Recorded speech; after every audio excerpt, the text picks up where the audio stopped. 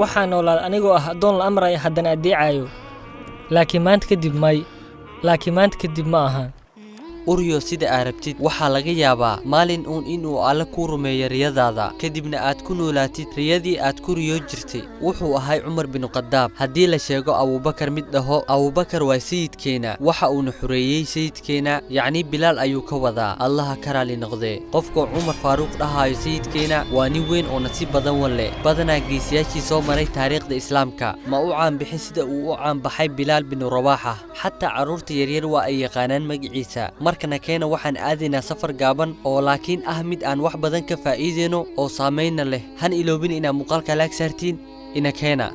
ma uusan ahayn Bilaal islaamka ka hor wax aan ka ahayn adoon xabashi ah waxa uu qaban jiray howsha sayidkiisa waxa uu u raaci jiray ariga waxa uu ahay adoon aan wax uu raba qabsan karin oo kaliya la amraayo sidoo kale hadii ay idin sifeeyay qalqigiisa wuxuu ahay mid aad u madow oo caata ah oo na dheer timihiisana ay adag yihiin lafa yarne waxa uu qadarka ka dhigay adoonka reer Bani Juha oo deganaayay Makka taasoo hooyadiis ay ahayd mid ka mid ah adoomahooda waxayna maalmaha ugu dhamaa jireen ayada oo aanan arkin wiilkeeda sida inaysan xaq ku lahayn maalinkiisa iyo noloshiisa mana ka wada tilmaamtaas ilaa in ay tahay la yaab markii ay sharafta ku jirto qof aan la filaynin yaa way qofka kamid ah ee Quraysh ay ogolaanay in isku aqli tihiin isku maskax iyo isku cabitaan isku cuntaba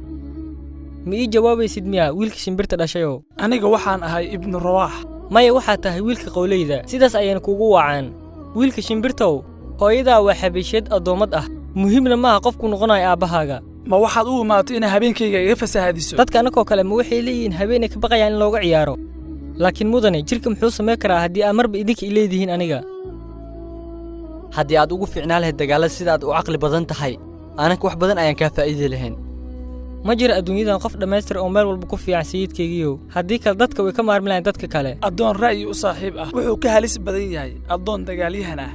waxa ay ka bilaabanaysaa qisadeena nin lagu magacaabo Cabdullah ibn Judcaan waxa uu lahay 100 adoon oo ay adoomadiisa dhaleen markii uu alla soo saaray nabigiisa waxa uu Makka ka saaray adoomadiisa oo dhan si aysan u raacin diinta nabiga sallallahu alayhi wasallam maxaa yeelay waxa uu arkay ayaga oo islaamayaan kaliyana waxa uu reebtay Bilaal si uu ugu raaco ariga maalmaha ka mid ah nabiga iyo saaxiibkiis Abu Bakar ayaga oo joogan qaar Xira waxa soo maraya Bilaal bin Rabaah asaga oo raacay ariga Cabdullah ibn Judcaan nabigana qoorta ayuu ka soo taagtay godka waxa uu ku dhahay yaa raaci caana ma haysaa waxa uu dhahay Bilaal ma wado ilaa hal neef oo kaliya waana quutul yoomka kaliya maanta ah haysto haddii arabtiina waa idin maalaya maanta waxa uu dhahay rasuulkii alle ii keen markii loo keenayna waxa uu ka lisay hal weel oo buuxo oo caana ah wuu cabay ilaa uu ka dhargay kadibna wuu ka lisay ilaa uu ka buuxiyay mar kale Abu Bakar ayuuna siiyay ilaa uu ka dhargay sidoo kalena Bilaal ayuu siiyay ilaa asagana uu ka dhargay kadibna neefka meesha waxa uu ka tagay asaga oo caanaha ay ka daayaan waxa uu ku dhahay Bilaal ma islaamaysaa anigana waxaan ahay kii alla uu soo diray wuu islaamay Bilaal waxa uu dhahay nabiga qari islaamnimadaada Bilaalna sidaas ayuu sameeyay waxa uu wada kaxaystay arigiisa ayaga oo caanahooda ay laba jibaarmeen waxay dhaheen Cabdullah ibn Judcaan cidiisa meel fiican ayaa maanta soo daajisay ariga ee hadda kadib meeshaas ku laabo 3 maalin ayuu ku laablaabanayay waxa uu ka waraabin jiray caanaha arigiisa waxa uu baranayay diinta islaamka ilaa laga gaaray maalinkii afraad waxa soo maray Abu Jahal reerka Cabdullah ibn Judcaan waxa uu dhahay waxaan arkaa in arigiina ay jiifaan ayna bateen caanahooda waxa ayna ku dhaheen caanaha waa ay bateen 3 maalin ee ugu dambeysay mana garanayna sababta waxa uu ku dhahay Rabbul Ka'bah ayaan ku dhaartay adoonkiina madow wuu yaqaana meesha uu joogo aabaha ariga wuxuu ula jeedaa rasuulka alle intaas kadibna way u diideen Bilaal inuu ariga u raaco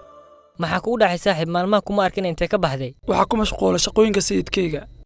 ma u maleynayo inaan run ii sheegaysid maxaad u maleynaysaa in aan ka qarinayo taas waay waxa ku weydiinayo anigana ma hayo waxa aan kugu jawaabo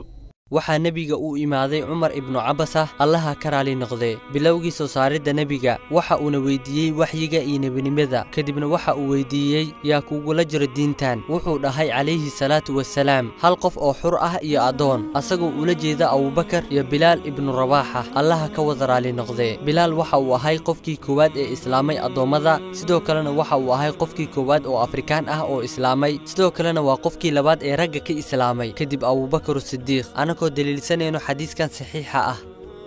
inkastoo wadooyin badan uu ku soo arooray laba gooraba bilaal waxa uu ku jiray toddobadii ugu horeysay ee islaamnimadooda muujiyey asagana islaamnimadiisa waxaa lagu ogaaday mar ayuu soo galay kacbada geesaha ayuu iska fiiriyey mana ogeyn inay quraysh fadhiyaan gadaasheeda markii uu galay kacbada waxa uu jejebiyey sanamyadii asagoo dhahayo waxaa hoogay oo khasaaray qofka idin caabuday waxaa arkeen reer quraysh waa uuna ka cararay ilaa uu ka galay guriga sayidkiisa cabdullaahi ibnu judcaan ayakana waa ay qeyliyeen waxaana u soo baxay ibnu judcaan waxa ayna ku dhaheen ma leexatay yacni ma islaantay wuxuu dhahay anigoo kale miyaa la weydiiyaa su'aashaas korkayga waxaa ahaatay 100 geel inaa u qalo laata iyo cuza ayakana waxay ku dhaheen kaagii madoobaay waxa uu sameeyey sidaas iyo sidaas asagana waxa uu wacay bilaal waa uuna qirtay inuu islaamay wuxuu ku dhahay ibnu judcaan abujahal iyo umaya ibnu qalaf qaata waxaa rabtiinna ku sameeya addoonkan waxaa watay umaya ibnu qalaf oo ahayna sayidka bini jumax kaasoo uu bilaal ahay mid ka mid ah addoommahooda waaba ayadoo islaamnimadiisa ay ceeb ku tahay wejiga umaya ibnu qalaf kaasoo laga yaabo inuu naftiisa iska dhahay qoraxda maanta ma dhacayso ilaa waxa ay la dhacaysaa addoonkan oo xun oo muslim ah waxay soo bixin jireen duhurka markaas oo qoraxda iyo kuleelka saxaraha uu isku beddelaya jahannamo dilaa ah waxay jiifiyeen dhulka holcaayo asagoo weliba qaawan kadibna waxa ay soo qaadanayeen dhagax weyn oo welibana u kulul sida naarta oo kale yacni dabka ka wada waxaana laga yaabaa in dhagaxaas ay qaadayeen dad badan oo awood badan waxa ayna saarayeen xabadkiisa iyo calooshiisa maalin kasto wuu ku soo laalaabanayay cadaabkaas umaya ibnu qalafna waxa uu dhahayay makaa joojinayay ilaa aad ka dhimatid ama aad ku gaalowdid maxamed bilaalna waa uu aamusnaay inkastoo cadaabka uu daran yahay waxa uuna ku celcelinayay nashiidadiisa caanka ahayd axadun axad ayakana waxa ay ku dhahayeen ammaan ilaahyadiina mana ahana ilaa hal eray oo keliya sheeg oo keliya laata iyo cuza xataa halkaas eray waa uu ka diiday inuu dhaho bilaal haddeertaan yaa way rabbigaaga bilaalow iga qabso inta aad ku gaaloobaysid kuwaas hoo iga qabo sidan ayaa ahaanaysaa ilaa aad ka dhimatid ama aad ku gaalowdid maxamed allahu rabbi wa muxammadu nabiyi walislaamu diini محمد waxa uu la joogaa ehelkiisa kaliya waxaad caysaa Muhammad anigana haddeertan ayaan ka joojinayaa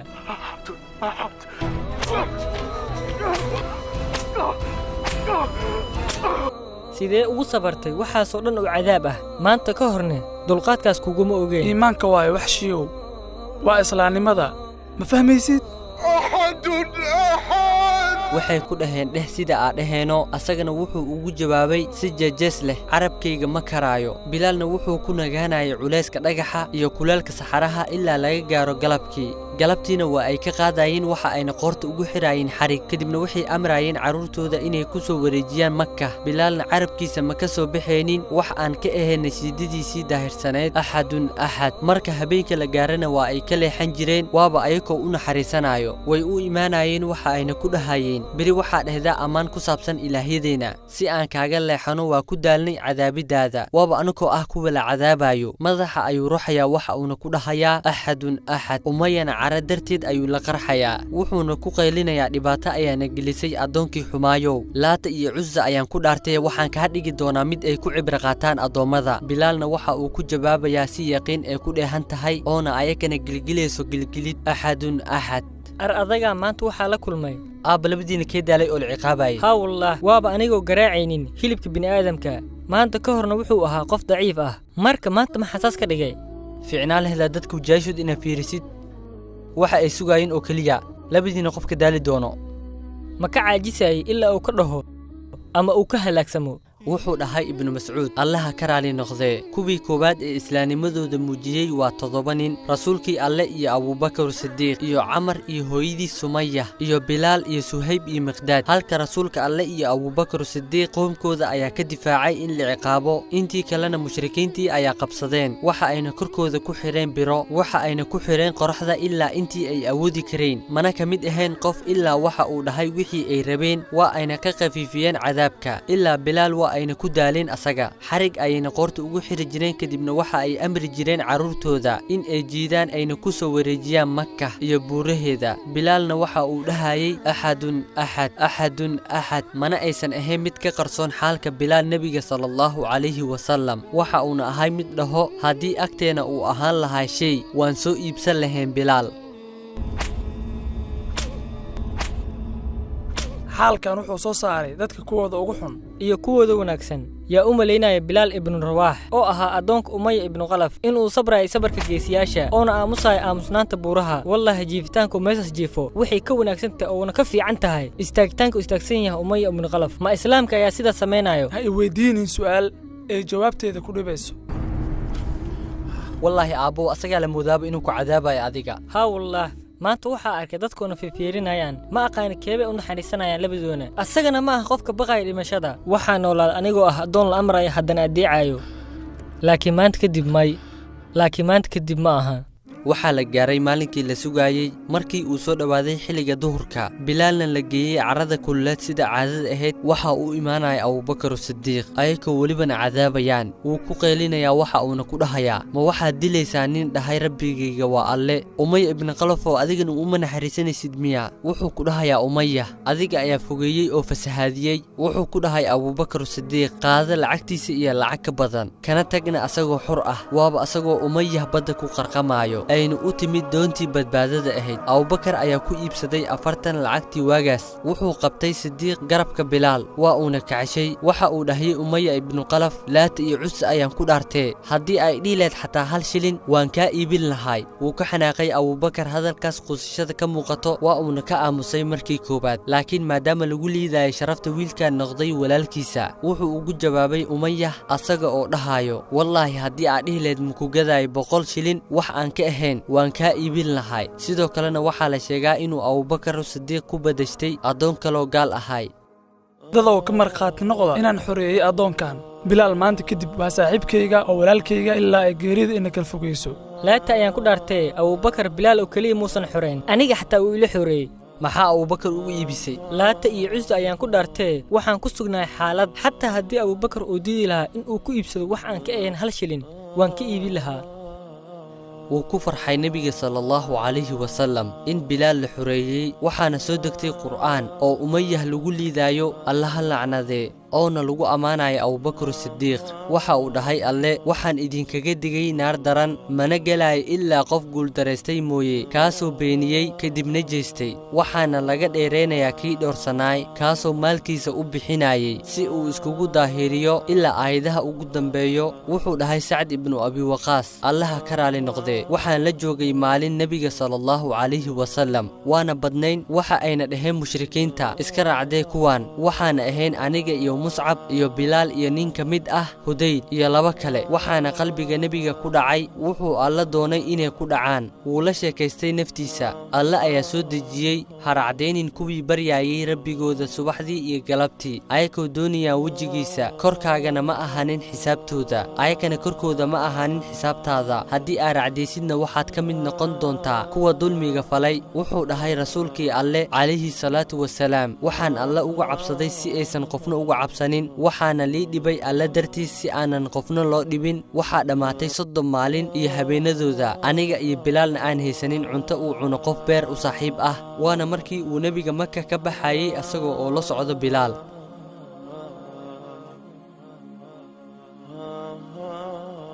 markii ay u hijroodeen nabiga iyo asxaabtiisa Madiina saxaabada qaarkood waa ay jiradeen waxaana ka mid ahay Bilaal markii ay nabiga soo gaartay asxaabtiisa inay jiradeen sidoo kalena ay hilow u qabaan ayna u xiiseen Makka wuxuu dhahay Allow noo jecelaysay Madiina sida aan u jecelnahay Makka iyo si ka daran noona barakay madaalkeeda iyo miiskeeda naga kor qaadna qandhadeeda sidaas ayayna noqotay markii la jideeyay aadaanka waxa uu amray nabiga Bilaal in uu ku adimo codkiisa macaan si uu u noqdo qofkii koowaad ee adimo islaamka iyo masjid uu ka yahay rasuulkii alle imaam Allahu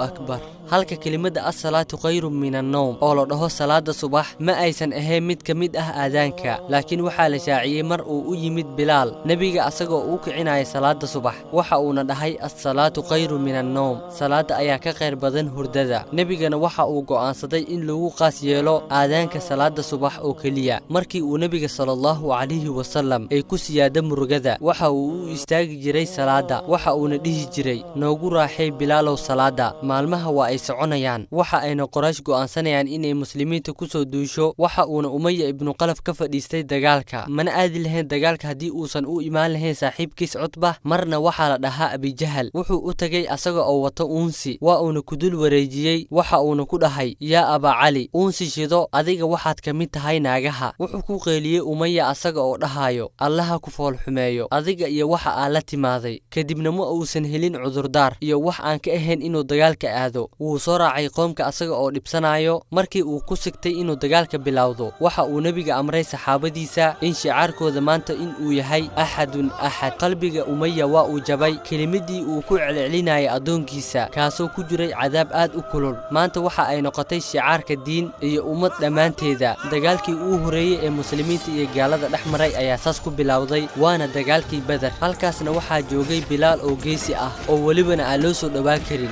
waana dagaalkii ay Quraysh madaxweynteedii ay ku dhamaadeen markii ay sayfiyaashii qalocdeen dagaalkiina uu sii darsaday ayna ku dhowdahay inuu dagaalka dhamaado wuxuu arkay Umayya ibn Qalaf Cabdiraxmaan ibn Awf Allaha ka raali noqday waxa uuna ahay saaxiibkiisii waqtigii jaahiliyada waxa uuna ka dalbaday inuu noqdo qafaalkiisa si uu u badbaadiyo noloshiisa Cabdiraxmaan waa uu aqbalay kadibna waxa arkay Bilaal waxa uuna ku qeeliyay madaxa gaalada Umayya ibn Qalaf ma badbaadayo hadii aad badbaadid kor ayuu u qaaday seeftiisa si uu u dilo Cabdiraxmaan ibn Awf ayaa ku qeeliyay Bilaal waa qafaalkayga laakiin dagaalka markaas waa uu socday qafaalkana seeftiisa kama suulin in ay tahay mid ka daadanaysa dhiigga muslimiinta kuwaasoo uu mar dhow u soo dilay hadii uu markaas arki lahaay madaxa Bilaal waa uu goorici lahaa shaki kuma jiro dhibaatadii uu u geystay muslimiintana ma aha mid fudud qaasatan dhibaatadii uu u geystay Bilaal hayhaata ayay ka tahay wuxuu u arkay Bilaal inuusan awoodin inuu dilo maanta Cabdiraxmaan bin Awfna waxa uu waday labadiisa qafaal Umayya ibn Qalaf iyo wiilkiisa waana lagu soo hayraarsaday ilaa markii dambe mid ka mid ah lugihiisa ay seef dhaawacday alla waxa uu qoray inuu Bilaal ku dilo gacantiisa taasoo Umayya uu xirxiri jiray ilaa Umayya uu ka qeeliyay qaylo u maqlay qof kasta oo joogay saaxada dagaalka muslimiintana waxa ay dhaheen axadun axad waxa arkay Abu Bakr Siddiq waxa uuna meesha ka tiriyay gabay ها nolosha waa wareegto laakiin waxa arki jira ayadoo ku wareegayso qabiilada dadka sharafta leh laakiin ceeb maaha qof inuu dilo qof ku faceh laakiin waxa ceeb ah in adoonkaas xabashiga oo gacantiisa ku dilo aabahayga kaasoo ahaa mid alaabta noo qaada aragna noo raaca caanahana noo liso miyaysan dil iyo ceeb nagu ahayn Abu Sufyaanow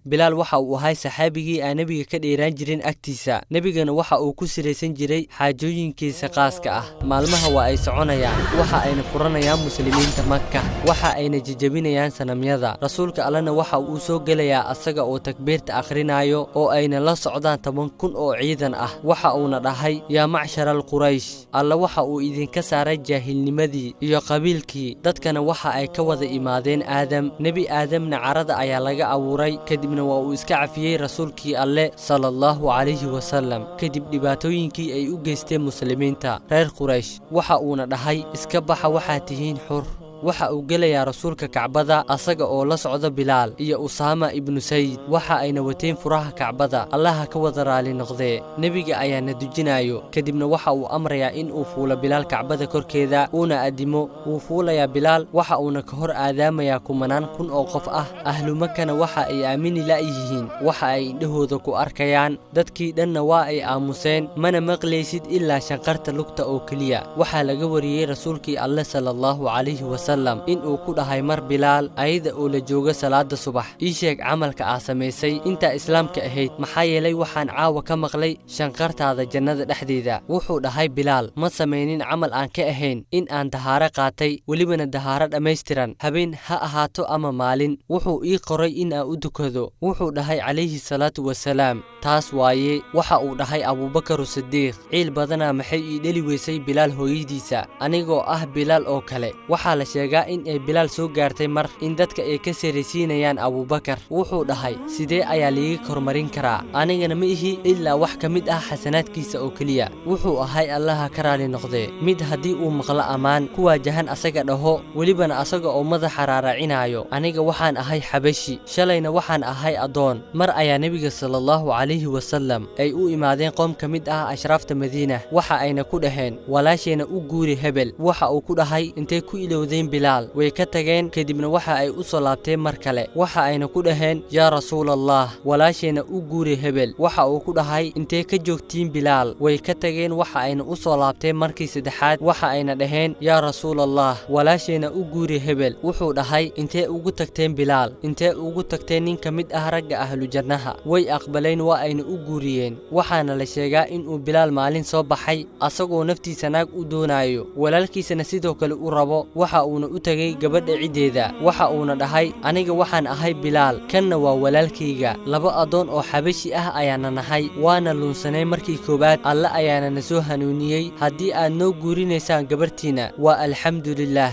haddii aad noo diidaanne allaahu akbar way u guuriyeen wuxuu ka gaaray bilaal runta heer cajiib ah waxa la sheegaa in walaalkiis oo ka mid ahay carabta waxa uuna sheegan jiray in uu ka tirsan yahay markii uu doontay gabar carabeed waxa ay dhaheen haddii uu bilaal imaado waan ku guurinaynaa wuu imaaday bilaal waxa uuna dhahay aniga waxaan ahay bilaal ibnu rawaaxa kanna waa walaalkayga waana qof akhlaaq xun oo na diintiisa ay yar tahay haddii aad rabtaan u guuriya haddii aad rabtiinna u diida waxay dhaheen qof adiga aad tahay walaalkiisa waan u guurinaynaa way guuriyeen ayagoo asaga ku ixtiraamayo allaha ka raali noqdee wuxuu noolaaday bilaal asaga oo aan ka fogaanaynin nebiga sallallahu calayhi wasallam waxa uuna la xaadiray dagaaladii uu galay oo dhan asagoo welibana ah geesi aan dhimashada ka baqaynin oona tawaaduc badan oona ku jihaada waddada alle sida ay maalmaha u socdeen waxaa la gaaray wakhtigii firaaqa yaa geeriyooday mataqaaniin khayru khalqillaah waxa uuna doortay la kulanka alle asagoo welibana ah mid laga raali noqday oo raali ahne waxaana amarka muslimiinta u kacay gadaashiisa khaliifkii muslimiinta abubakar sidiiq khaliifkii muslimiinta abubakar ee runlowga ahaa allaha ka raali noqdee mana uusan jeclaysanin bilaal in uu sii joogo madiina kadib geeridii rasuulka sallallahu calayhi wasallam mana uusan adimin ilaa waxaa ku dhagayay hadalka ooyin darteed waxa uuna awoodi waayey inuu adinka dhammaystiro waxa uu u tagay abubakar asaga oo ka dalbanaya in uu jihaadka u diro abubakarna midaas waa ay ku adkaatay waxa uuna damcay in uu u diido waxaa la wariyaa in bilaal uu dhahay yaa abubakar haddii aad ii xuraysay inaa adiga ilahaatid waxaa rabtid i amar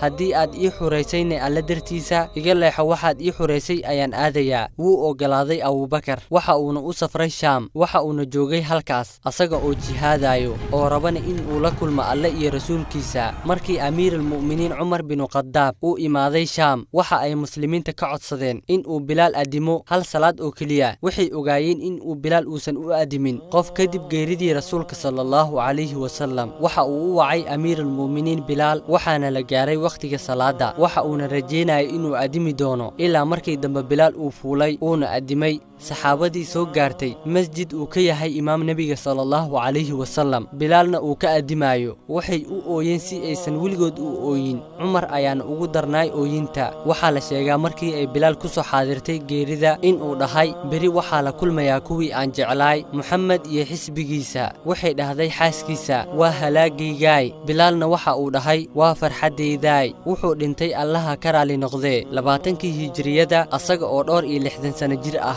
waxaa la dhahay waxa uu ku dhintay daacuunkii camwaas haddana waxa uu ku duugan yahay dimashq wuxuuna ahay midkii ugu sharafta badnaay ee islaamka soo maray oo afrikaan ah waxa uuna naftiisa u huray islaamka haa qof sharaftiisa kuma xirno midabkiisa qabiilkiisa iyo wixii ka soo haray intaas keliya waxaa la isdheeryahay taqwada alle iyo niyadda wanaagsan allaha ka raali noqdo sayidina